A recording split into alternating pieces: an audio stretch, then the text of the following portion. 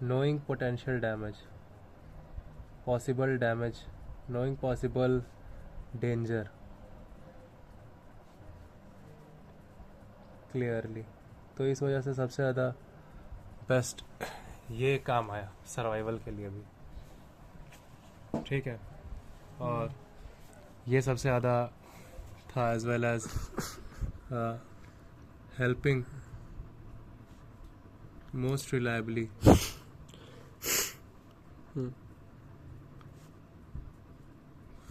Reliably कह सकते हो for pain lesser painful life, ठीक है. कष्ट के बिना भी, क्योंकि हम लोग सब बोल देते हैं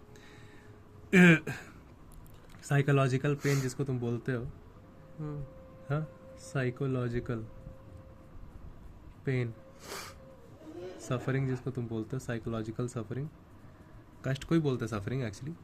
वो और कुछ नहीं, वो थॉट के ही कारण है. बिकॉज थॉट के ही कारण है, वो भी रीजन उसका थॉट ही है.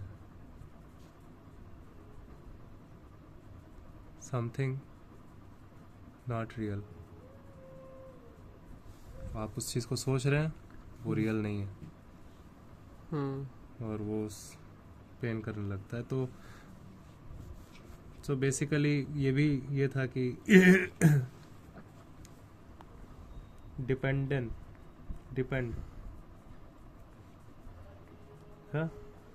That thought wasn't reliable survival tool for human, ठीक है, होमो सेपियंस. अभी जैसे बहुत सारे लोग बोलते हैं कि ऐसी और भी कुछ ब्रीड्स हुई थी ह्यूमंस की, होमोस की, जो कि हमसे बेहतर थी लेकिन वो मिट गई. लेकिन अगर हमसे बेहतर थी तो फिर मिटती क्यों?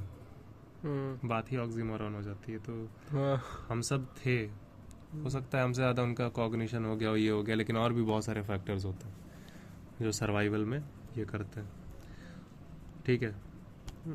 वो भी डिपेंड करता है कि किस मामले में, वो भी डिपेंड्स वाले फंडामेंटल में ही आएगा, ठीक है. फंडामेंटल्स में ही वो चीज़ भी फॉल करेगी, वो फंडामेंटल का एग्जाम्पल होगा वो भी. तो अभी तुम देखते हो कि जो मेमोरी है, मेमोरी में डेटा सेव है, मेमोरी में डेटा है, और जो नोइंग है वो लगातार हो रही है.